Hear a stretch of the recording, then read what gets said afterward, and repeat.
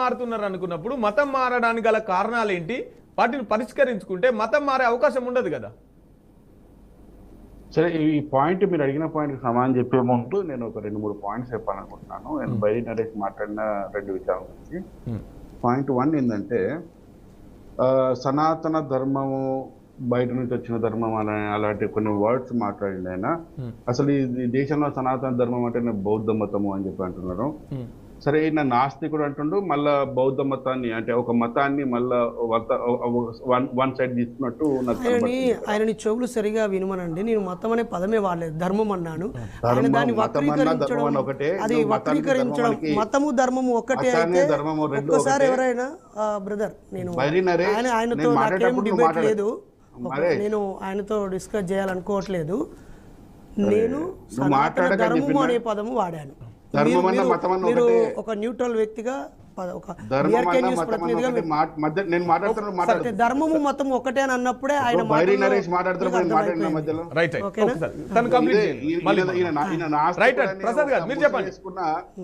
ఒక మళ్ళా మాటలు వస్తాయి. ఈయన ఏం చెప్తున్నాడంటే బౌద్ధ ధర్మమే మొదటిది సనాతన. అసలు బౌద్ధుడిగా మారక ముందు ఆయన ఏ మతాన్ని ఆచరించిండు, వాళ్ళ అమ్మ నాన్న ఏ మతాన్ని ఆచరించారు, తాత ముత్తాతలు ఒక్క నిమిషం ఆగండి, వాళ్ళ తాత ముత్తాతలు ఏ మతాన్ని ఆచరించారు, ఇవి తెలుసుకోకుండా వచ్చేసి ఏదో జ్ఞానుల్లాగా మా ముందర చెప్తుంటే మాకు కామెడీలు అనిపిస్తుంటే మాకు ఇలా. కానీ సరే, ఇది పక్కన పెట్టేస్తే మీ ప్రశ్న మీరు ఏమడిగారు ప్రశ్న మళ్ళీ. హిందూ మతంలో కులం ఉన్నదండి, ఈ కుల వివక్షత ఉన్నది కాబట్టి వాళ్ళు మతం మారుతున్నారు. ఆ కులం లేకుండా చేస్తే వాళ్ళు మతం మారే అవకాశం ఉండదు కదా. 100% అండి, మీరు అన్నది 100%. మరి ఎందుకని కులం నిర్మూలన కావాలని చెప్పేసి మాట్లాడారండి? సరే, కుల నిర్మూలన కావాలి అని చెప్పేసి ఇప్పుడు ఎవరైతే ఇప్పుడు వినోద్ గారు ఉన్నారు, వినోద్ గారు చాలా సార్లు ఎన్నో వీడియోలలో చెప్తుంటారు, ఎన్నో ఇంటర్వ్యూలు చెప్తుంటారు. ఆయన కుల ఏది రాజ్యాంగంలో నుంచి కులాన్ని తీసేయాలి, ఈ అంటరానితనం అనే ఏ విధంగా అయితే ఉందో దాన్ని కూడా ఈ కులాన్ని కూడా ఆ విధంగా చేయాలి, అలాంటి కొత్త చట్టాలను తీసుకురావాలి. ఈ కులాన్ని ఒక్కటి గుర్తుంచుకోండి సార్, ఇండియాలో ఉన్న భారతదేశంలో ఉన్న ఈ ఎస్సీ ఎస్టీ బీసీ ఇవి ఎవరైతే ఉన్నారో వీళ్ళు బయటికి ఇలాంటి మాట, ఇప్పుడు మాకు కులరహిత సమాజం కావాలి, మాకు కులరహిత సమాజం కావాలని మాట్లాడతారు తప్పించి ప్రొద్దున లేస్తే వాళ్ళ కులం అనే మాట మాట్లాడండి వాళ్ళకి బ్రతికే లేదు, వాళ్ళ జీవనోపాధి కూడా ఆ కులం మీదనే.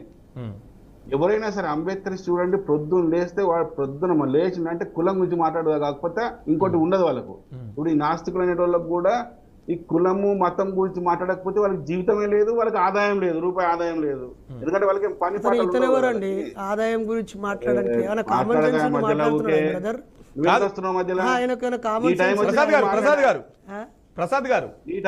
ఈయన పెట్టుకున్న సంఘం పేరు ఏం పేరు, అసలు ఈయనకున్న ధర్మానికి ఉన్న సంబంధం ఏమిటి?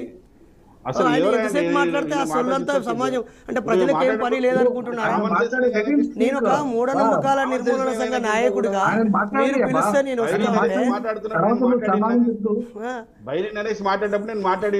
ఆయన ఎవరు అడుగుతున్నారా? ఆయన మాట్లాడలేదు నాకే సంబంధం. మీరు మాట్లాడడానికి పిలిచారు కదా బ్రదర్, మీరు ఛానల్ పిలిచింది ఎందుకు?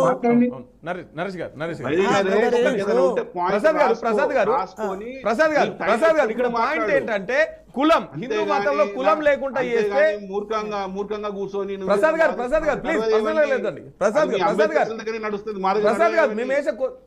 గారు మా క్వశ్చన్ ఏంటంటే హిందూ మతంలో కులం ఉన్నది కదా, కులం లేకుండా చేస్తే వాళ్ళు మతం మారరు కదా, సింపుల్ కదా. 100% సార్, అది 100%. దానికోసం ఏం జరిగింది? అరే బైరి నరేష్ అరే ప్రసాద్ అంటే ఆయన ఒప్పుకుంటాడా?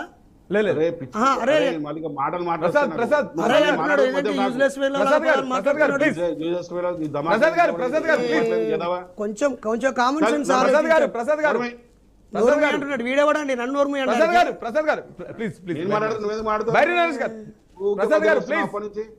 నీదైనా మాట్లాడుకుంటే నీ టైం వచ్చాడు మాట్లాడరా ప్రసాద్ గారు రా అంటున్నాడు. ఏంటి యూజ్లెస్ ఫెల్లో గాడు ఉన్నాడు. మనిషిని గౌరవించే విలువ కానీ ప్రతినిధి ప్రసాద్ గారు ప్లీజ్ అండి ప్లీజ్.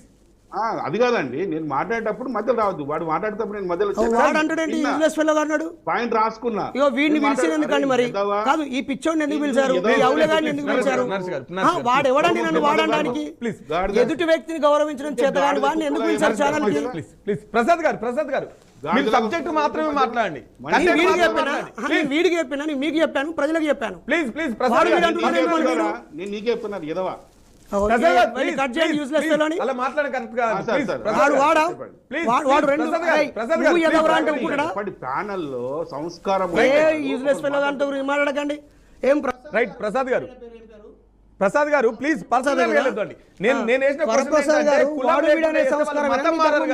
ప్లీజ్ దానికి మాత్రమే సమాధానం ఇవ్వండి. వాడు విడానమే చెప్పిందా నీ ధర్మము? ఏం బ్రదర్ నిన్నేమన్నా నీతో చెప్పానా? నీతో మాట్లాడానా? నేను నీతో మాట్లాడడానికి వచ్చానా? నువ్వే వాళ్ళు ప్రసాద్ గారు ప్లీజ్ అట్లా మాట్లాడదండి. నేను వేసిన క్వశ్చన్ సంస్కారం నేర్చుకోమనండి, గౌరవించడం నేర్చుకోమనండి. ఫస్ట్ వాడిని మధ్యలో ఆపేస్తే వీడిని పని చేయండి ఫస్ట్. నరేష్ గారు ప్లీజ్. ప్రసాద్ గారు కులం లేకుండా చేస్తే మతం మారే అవకాశం ఉండదు కదా అని చెప్పేసి క్వశ్చన్ ఇస్తాం. దానికి మాత్రమే ఆన్సర్ ఇవ్వండి. 100% కులరహిత సమాజాన్ని తీసుకురావాల్సిందే. దీని ప్రతి ఒక్కరు కూడా ఇప్పుడు ఈ సొసైటీలో ఎవరైతే దీని గురించి మాట్లాడుతున్నారో ప్రతి ఒక్కరు కూడా దీనికి సపోర్ట్ చేయాల్సిందే. ఇంతకుముందు ఏమైనా చెప్పినట్టు కూడా గాలి వినోద్ గారు కూడా దీని గురించి బాగా ప్రయత్నం, ఒకవైపు ఏమో సపోర్ట్ చేయాలని మాట్లాడతాడు, ఇంకొక వైపు ఏమో దీనికోసం పనిచేసే వాళ్ళందరూ ఈ పేరు చెప్పకపోతే బతుకులేదు, ఈ పేరులో 10 రూపాయలు. అరే నా తల్లిని గాడిద అంటున్నావు, నువ్వే మనిషిరా? నా తల్లిని గాడిద అంటున్నావు, ఇదేనారా? మహిళలని గౌరవించే జాతి నీదేనారా?